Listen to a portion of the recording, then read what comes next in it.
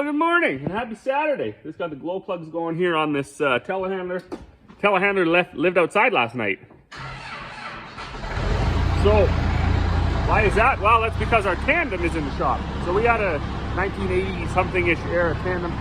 It's got a wooden box on it, and we kind of like that because that's what we used to haul the fertilizer to the field with. So, most of our hauling off the field is done with our Super Bs, like in harvest, and then those metal bodied single axles, because our land base is very close. We're like 2-3 mile radius, and then we have one north of town, but the one north of town we basically just haul with the Super Bs off of that anyways, because, you know, generally it's 3 or 4 trips with a Super B and you're pretty much done, so it doesn't take that much. So anyways, back to this tandem.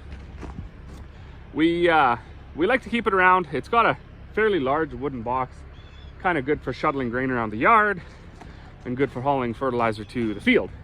But quite a few years ago, my dad, he took it into the mechanic shop, and they were supposed to swap the engine. They didn't do that. If you know, we found out later on. They tried to just rebuild what was in there, and I mean, they did a really shitty job. So it kind of worked for a couple of years after that. It was really never the same, and it got progressively worse. The power, you know, it went down, down, down, down, down. The engine doesn't burn oil, doesn't really use a lot of fuel either, so I don't think there's really anything wrong with the engine. What we did like last year and the year before sort of is we switched out the carb, we switched out the intake manifold, bought all new plug wires for it, things like that. And when we switched out the carb, things really went for hell. Now it's like, you know, it's just brutal. And I mean, if our land wasn't all so close, it wouldn't be feasible at all to use the truck because it just has no power. So thank you to YouTube. Some of the guys that watch this are mechanics and stuff like that. Some of the people I've met and I converse with now, I've told them about this situation, and they were like, yeah, you know, it really sounds like a carb issue. So the carb we bought was a Holley carb, and this fall when we were looking at it and looking at some of the screws that you can adjust and turn, it just seems like maybe that wasn't even put together right, or, you know, maybe the carb was wrong right out of the box, wrong jets, wrong something. Anyways, so I got led into, I believe it's an Edelbrock carb, so that came in a week or so ago. It's been sitting on the shelf there.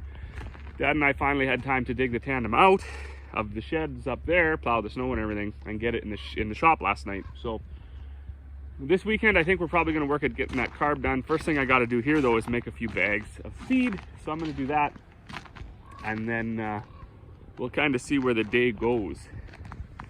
We got our pigs back from the butcher the other day, so I got to run some pork fat over to the neighbor. They render that down. So that's the job that's going to happen today.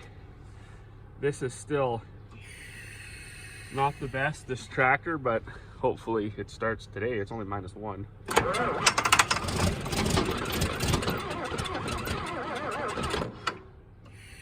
I don't know, it just doesn't, maybe it does need batteries. See, that's where you get to it. Oh, it's pretty start.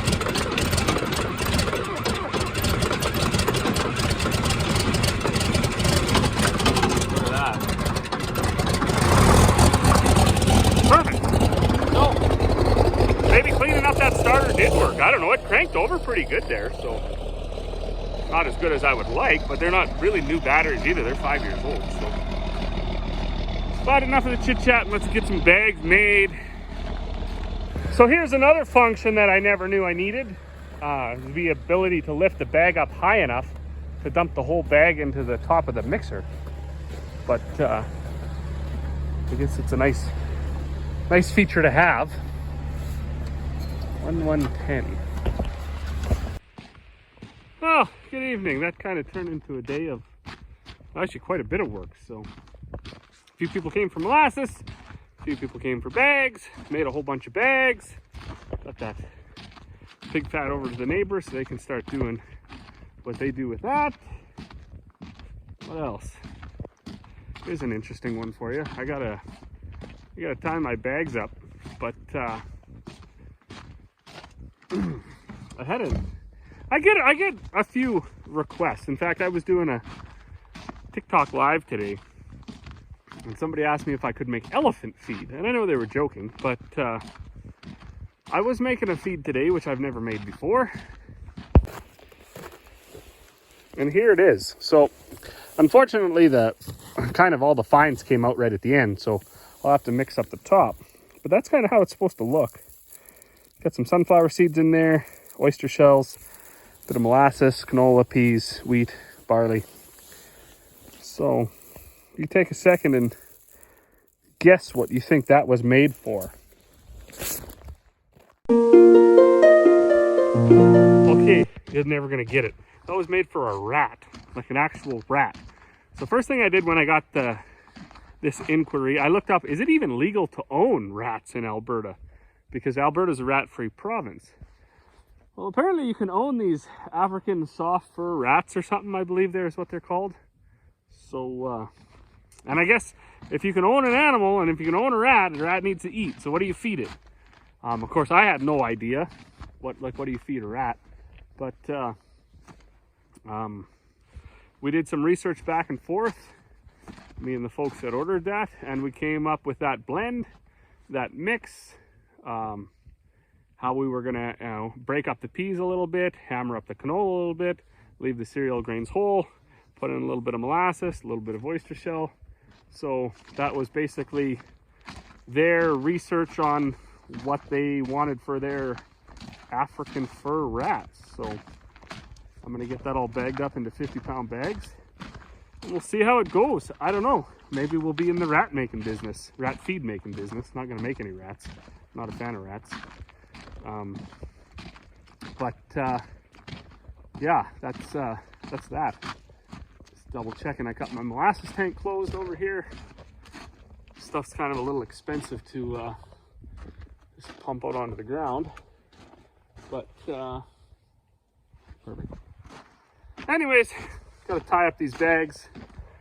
Beautiful evening. It's like probably +4. It was nice and warm all day. Of course, you can't tell by the way I dress, but I gotta keep the hood on to keep the dust out anyways. So as always, thanks for watching. We'll see you all on the next one.